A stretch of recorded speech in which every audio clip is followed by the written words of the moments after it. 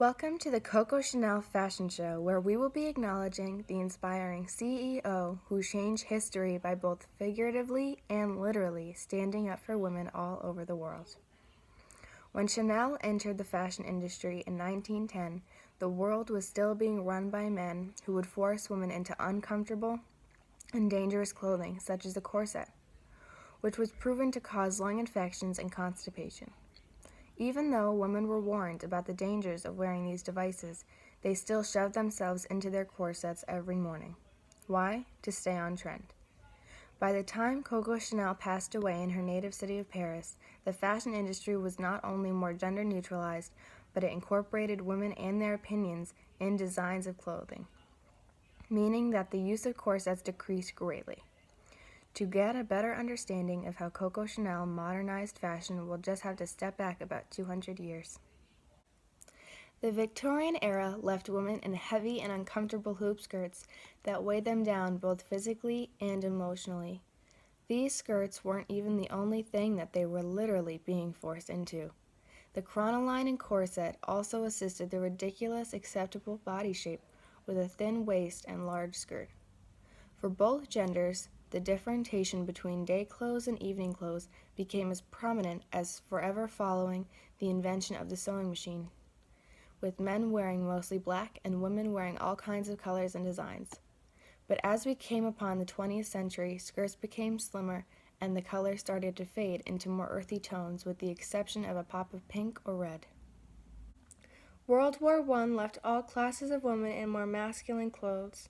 Whether working trousers or slim skirts with a blouse, women had to wear more flexible clothes so they could do work. During this time of change, Chanel moved to the Spanish border and took advantage of all the working women at the Red Cross Hospital, approximately 1,000 kilometers from the front. Chanel opened her first shop not only to sell hats and sportswear.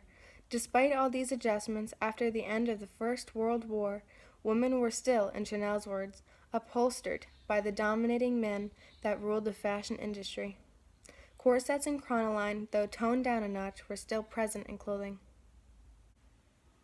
The little black dress was one of Coco Chanel's most iconic staples. She called it a uniform for women of all styles, and it's still living up to its title today. This style of dress has made cameos in famous movies such as Breakfast at Tiffany's starring Audrey Hepburn and The Gang's All Here starring Carmen Miranda. Today, wearing black doesn't solely represent mourning. Wearing the little black dress, or even black in general, has become the kind of universal uniform that Chanel had envisioned it would be. The Chanel suit was introduced in 1925 as a way to merge masculine and feminine clothing. It was originally rejected, but Coco Chanel brought it back post-World War II as a counter to Christian Dior's new look. What's even more revolutionary about this staple is that it's made of tweed, a fabric that was previously being used to make men's sportswear. This iconic suit has been worn by many women throughout history, such as Jackie Kennedy the day her husband was shot. And though there's been more adjustments to the suit over time, it will continue to be worn for years to come. Following the death of Coco Chanel in 1971, the company took a turn for the worst, and after 10 years of their profits decreasing, they decided to hire a German creative director named Karl Lagerfeld.